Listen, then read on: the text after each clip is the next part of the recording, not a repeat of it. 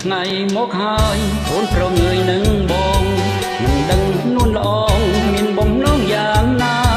ព្រោះអ្វីមិនឆ្លើយកន្តើយនឹងរៀមរាបងដឹងច្បាស់ថាជីវ៉ាប្រច័នបងខឹងដូចឆ្នងខំហើយមុំខឹងធ្វើអ្វីយូរសុំច្បាំដើរម្ដងជុំខឹងទៅបើនួនល្អងលើក្រោយរៀមបងឈុំដើរហើយបើពេលគេងចិត្តបងអូនបែកខ្នងជានិញកែគៀវបនទិញងារមកក្តិចក្រចៅទីភួយដនដំរត់ទាំងស្អងទាំងក្តៅតើថ្ងៃណាទៅទើបស្រីពើឈប់ខឹងខឹងច្រើនពេកពេញឆាបចាំតែខឹងច្រើនអាយុខ្លីណាស់ប្រលឹងមុំជប់ងមុំឈប់ខឹងងង3ថ្ងៃប៉ុននឹងបានហើយ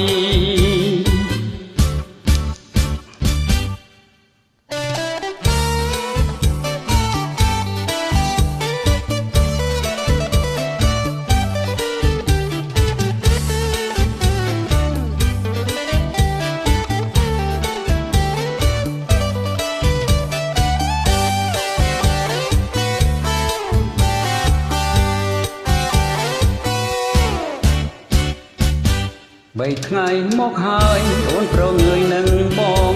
មិនដឹងនួនល្អងមានបំណងយ៉ាងណាសួរអ្វីមិនឆ្លើយកន្តើយនឹងរៀមរាបងដឹងច្បាស់ថាជីវ៉ាប្រច័នបងខឹងដូចឆ្នងខំហើយមុំខឹងធ្វើអ្វីយូរសុំច្បាំដើរម្ដងជុំខឹងទៅបើនួនល្អងលើក្រោយរៀមបងឈុំដើរហើយបើពេលគេងចិត្តបងអូនបែកខ្នងជានិចកែគៀវបនទិញងារមកក្តិចក្រចៅទីភួយដនដំគ្រប់ទាំងស្អងទាំងក្តៅតើថ្ងៃណាទៅទើបស្រីពើឈប់ខឹងខឹងច្រើនពេកពេកឆាំចាំតែខឹងច្រើនអាយុខ្លីណាស់ប្រលឹងល្មមឈប់